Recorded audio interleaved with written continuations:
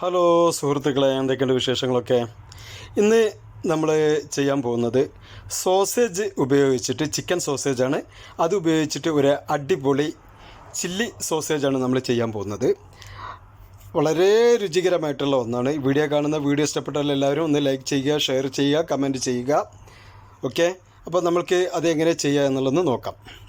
ഇപ്പോൾ ഞാനൊരു പാക്കറ്റ് സോസേജാണ് ഇവിടെ എടുത്തിട്ടുള്ളത്.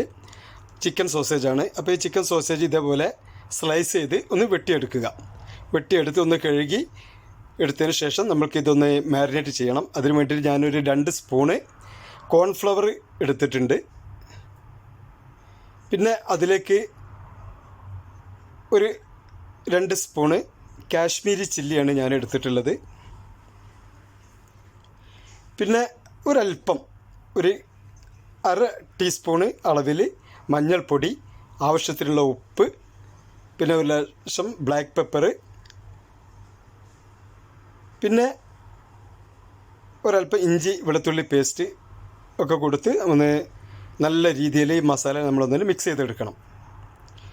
ഇത് നല്ല രീതിയിലൊന്ന് മിക്സ് ചെയ്ത് എടുത്തതിന് ശേഷം നമ്മൾ അതിലേക്ക് നമ്മൾ ഈ സ്ലൈസ് ചെയ്ത് വെച്ച ഈ സോസേജ് ഒന്ന് മിക്സ് ചെയ്തെടുക്കുക. ഇത് നമ്മൾ ചിക്കനെല്ലാം ചെയ്യുന്ന പോലെ കൂടുതൽ നേരവും ഇത് മാരിനേറ്റ് ചെയ്ത് നമ്മൾ റെസ്റ്റ് ചെയ്യാൻ വെക്കേണ്ട ആവശ്യമൊന്നുമില്ല. ഈ മസാലയിലേക്ക് നമ്മൾ ഇത് ഇട്ടതിന് ശേഷം നല്ല രീതിയിലൊന്ന് മിക്സ് ചെയ്ത് എടുക്കുക. ആ സ്പോട്ടിൽ തന്നെ നമ്മൾക്ക് ഇത് ഫ്രൈ ചെയ്ത് എടുക്കാവുന്നതാണ്. അപ്പോൾ അതിനു വേണ്ടി നമ്മൾ ഒന്ന് ഫ്രൈ പാനൊക്കെ വെച്ച് ഇത് പൊരിച്ചെടുക്കാനുള്ള ഓയിൽ ഒന്ന് ചൂടാക്കി എടുക്കുക.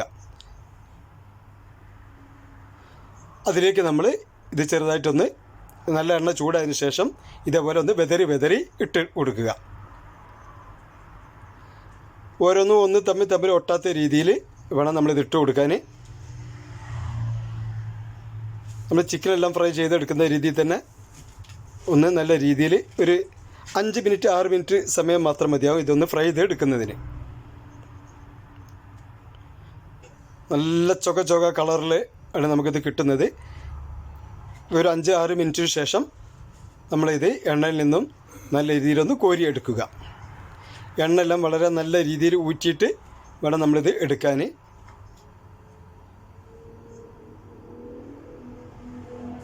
ഇനി നമ്മൾ ഇതിലേക്ക് ആവശ്യമുള്ളത്, ഞാനൊരു 2 സവാള ഞാനിങ്ങനെ ക്യൂബായിട്ട് വെട്ടിയിട്ടുണ്ട്. പിന്നെ ക്യാപ്സിക്കം ഒരു 3 കളറിൽ ഞാൻ എടുത്തിട്ടുണ്ട്. പച്ച, മഞ്ഞ, ഓറഞ്ച് കളറ്. ഇനി ചുവപ്പ് ഉണ്ടെങ്കിൽ ചുവപ്പ് എടുക്കാവുന്നതാണ്. അതെല്ലാം ക്യൂബ്സായിട്ട് വെട്ടിയെടുക്കുക.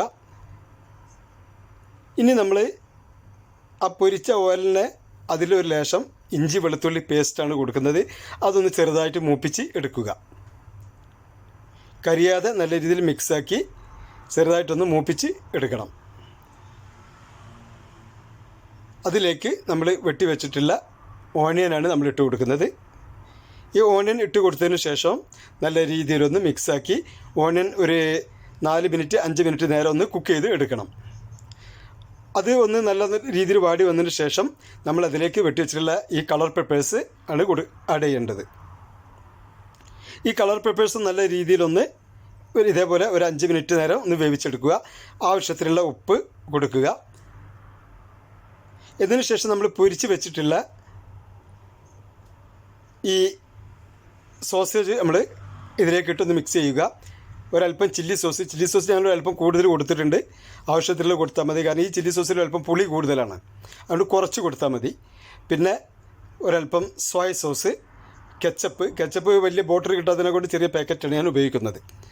അപ്പോൾ ഒരു 2-3 പാക്കറ്റാണ് ഞാൻ അതിലേക്ക് ആഡ് ചെയ്യുന്നത്. നല്ല രീതിയിലൊന്ന് മിക്സാക്കി വേവിച്ചെടുക്കുക ഒരു 2-3 മിനിറ്റ് നേരം. ഒരല്പം നമ്മുടെ കോൺഫ്ലവർ അത് കോൺസൊല്യൂഷൻ ആക്കിയിട്ട് അതിലേക്കൊന്ന് ആഡ് ചെയ്ത് ഒരു 5 മിനിറ്റ് വീണ്ടും ഒന്ന് വേവിച്ച് നമുക്കിതൊരു പാത്രത്തിലേക്ക് മാറ്റിയെടുക്കാവുന്നതാണ്. അതിന് മുകളിൽ നമ്മളല്പം ഡെക്കറേഷനായിട്ട് സ്പ്രിംഗ് ഓണിയനാണ് കൊടുക്കുന്നത്. വളരെ രുചികരമായിട്ടുള്ള ഒന്നാണ്. അപ്പോൾ എല്ലാവരും ഒന്ന് ചെയ്ത് നോക്കുക. ഇഷ്ടപ്പെട്ടാൽ കമൻറ്റ് ചെയ്യുക.